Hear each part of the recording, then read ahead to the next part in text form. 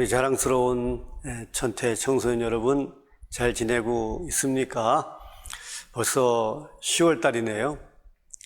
시간이 참 빨리 갑니다. 그죠? 물론 우리 친구들 입장에서는 시간이 더 빨리 갔으면 좋겠다 그렇게 생각할 수도 있겠죠. 그런 말이 있더라고요. 10대에는 시간이 가는 게 시속 10km고요. 20대에는 20km, 50대는 50km, 80대는 80km 간다는 그런 우스갯소리가 있어요. 우리 친구들은 지금 10대니까 시간이 시속 10km니까 너무 더디 간다고 생각할 수 있겠는데요. 바로 어른들이 나이가 먹을수록 시간이 빨리 간다고 느끼는 것은 무슨 의미일까요? 그만큼 시간의 소중함을 안다는 걸 겁니다. 그러니까 우리가 미리 시간의 소중함을 안다면 훨씬 더 소중한 삶을 살 수 있을 거라고 생각을 하고요. 우리 청소년 시기는 물론 지금은 이제 학교 생활을 하는 학생 신분이니까 학교 생활도 힘들고 어려울 수 있겠지만 제가 항상 그런 얘기를 합니다. 학교 생활 짧은 시간 투자를 해서 평생을 쓰는 거거든요. 그러니까 학교 생활은 아주 귀한 그러한 우리 인생의 시간이라고 생각을 하고 의미 있고 착실한 그런 시간을 만들어야 된다고 봅니다. 자, 이번 달 우리 청소년 여러분들과 함께 생각해 볼 부처님 말씀은 법화경 화성이유품에 나오는 화성의 비유예요. 여기서 화성이라는 말은 조작한 성, 임시로 만들어 놓은 성, 가짜성 뭐 그런 의미입니다. 물론 화성의 비유는 대략 그렇죠. 어느 우두머리가 많은 장사꾼을 데리고 길을 떠났습니다. 근데 그 길이 엄청나게 멀어요. 근데 그 먼 길에 목적지에 이르면 분명히 많은 이윤을 얻을 수 있어요. 많은 이익을 얻을 수 있기 때문에 떠난 길입니다. 그런데 어떻게 해요? 그 500유순이라고 하는, 요즘 말로 5000km라고 하는 먼 길을 가다 보니까 사람들이 이제 지칩니다. 지쳐서 처음에 출발할 때 많은 이윤을 얻을 수 있다는 목적은 이제 조금 흐트러집니다. 그래서 너무 피곤하다, 힘들다고 해서 포기하는 사람, 돌아가겠다는 사람, 좌절하는 사람이 자꾸 생깁니다. 그런데 그런 모습을 보고 어떻게 해요? 우두머리는 안타깝습니다. 여기서 좀 더 지치고 힘들지만 꾸준히 가면 목적지에 이를 수 있고, 목적지에 이르면 많은 이윤을 얻을 수 있는 것을 너무나 잘 알기 때문에 독려합니다. 그러나 사람들은 포기하려고 합니다. 그래서 우두머리가 잠시 쉬어가는 성을 지어서 쉬게 합니다. 그리고 목적지에 이르러 가게 했다는 비유입니다. 물론 여기서 우두머리는, 장사의 우두머리는 부처님일 것이고요. 그 따라 나선 어떤 그 무리들은 우리와 같은 중생들일 겁니다. 물론 여기서 화성의 비유를 부처님 말씀하신 것은요, 그 장사꾼들이 많은 이윤을 창출할 수 있는 그 목적지, 이것은 바로 성불입니다. 일불승을 얘기하는 거고요.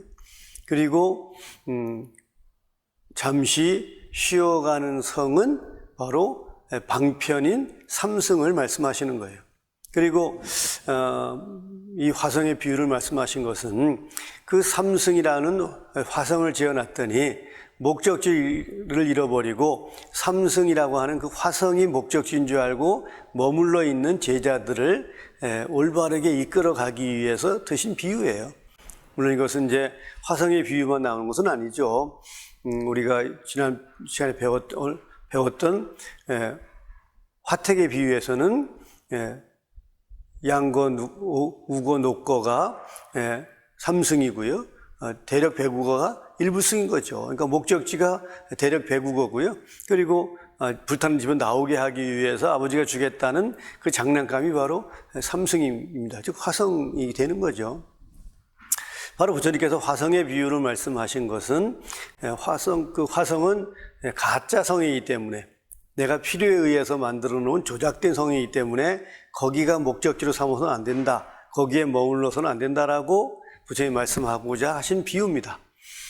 바로 여기서 삼승은 우리가 살아가는 어떤 그 세간 속에서, 삶 속에서 안주하고자 하는 것이에요. 우리가 절에 다니면 부처님께서 소원을 이뤄주신다, 소원 성취가 목적이라고 해서 절에 다닌다면 이것은 삼승이라고 하는 화성에 머물러 있는, 즉 방편에 머무르는 것 같은 것이죠. 바로 일불승이라는 성불의 길이 따로 있다는 것을 우리는 결코 잊지 말아야 되는 겁니다.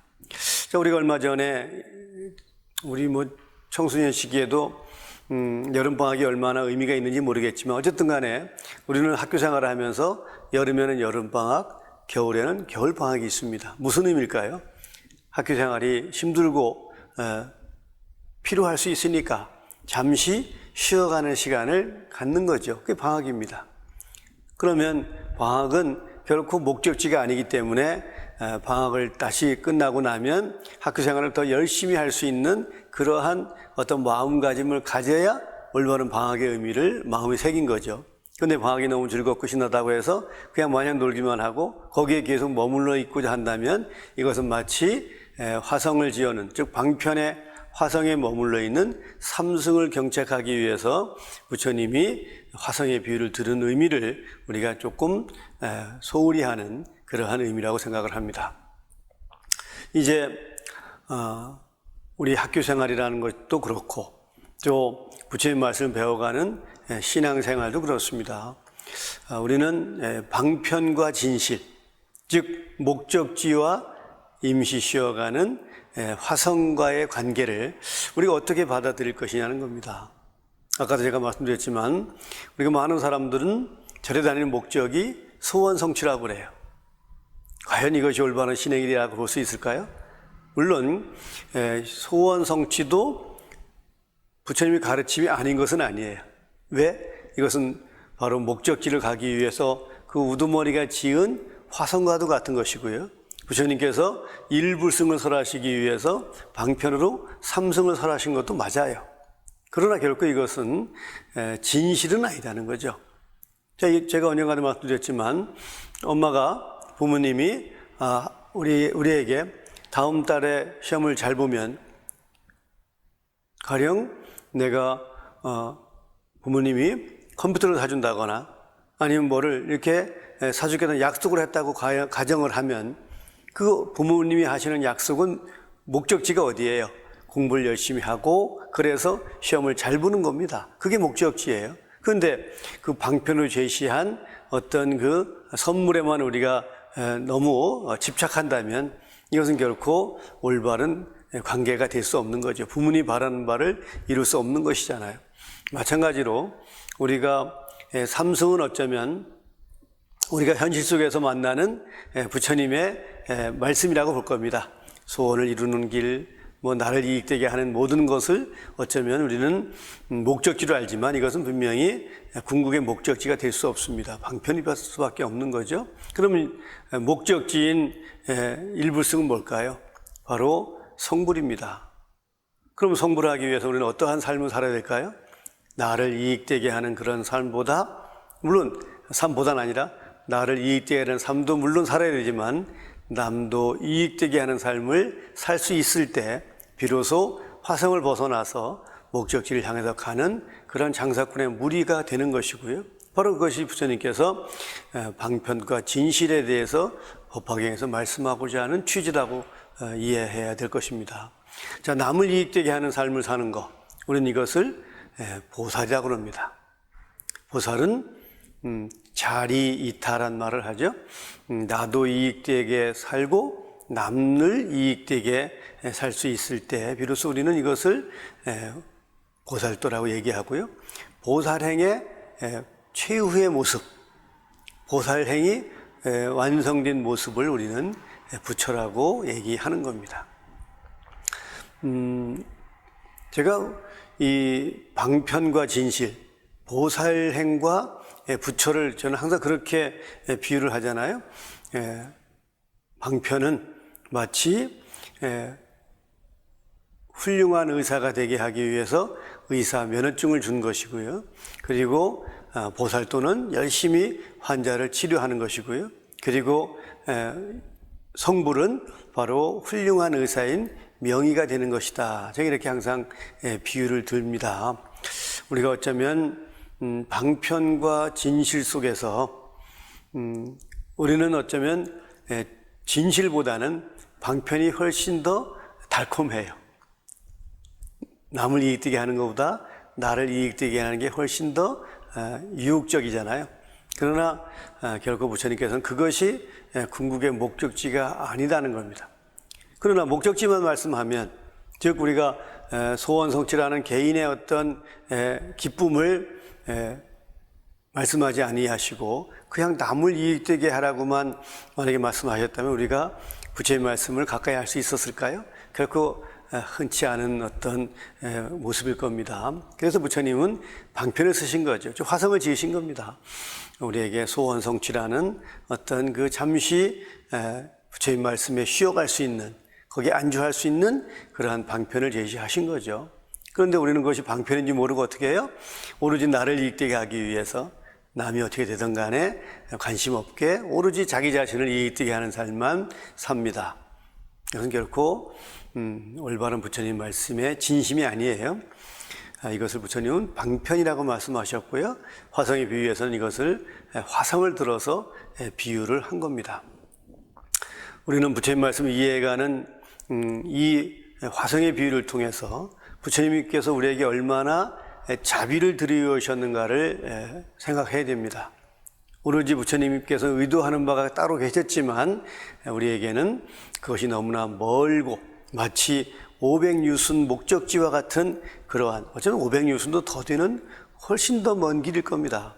우리가 성불의 길은 그만큼 어렵고 힘든 길일 수 있습니다. 그래서 우리에게 잠시 쉬어가는 시간을 부처님은 소원성취라고 하는 화성으로 우리에게 제시하신 것이다. 거듭 반복할 수밖에 없고요. 그러나 우리에게 목적지란 성불이 있다.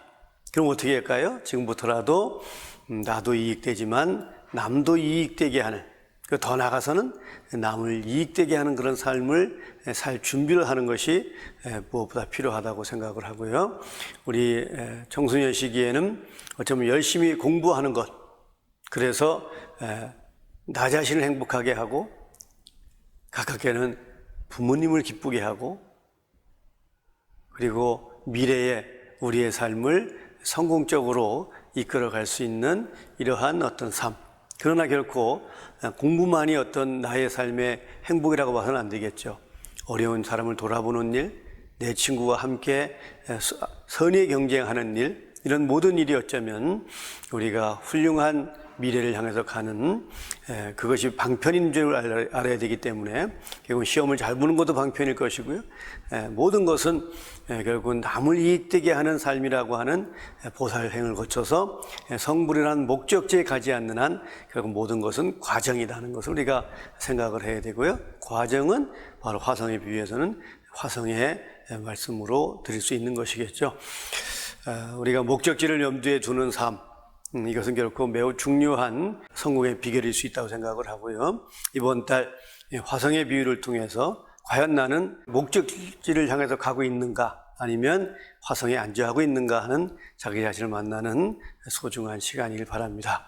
우리 청소년 시기에서의 어떤 하루하루는 미래에 그야말로 1년과 10년과 견줄 수 있는 소중한 시간임을 염두에 두고요. 한순간 한순간 깨어있는 우리 천태 청소년 여러분 되기 바랍니다. 고맙습니다. 성불하십시오.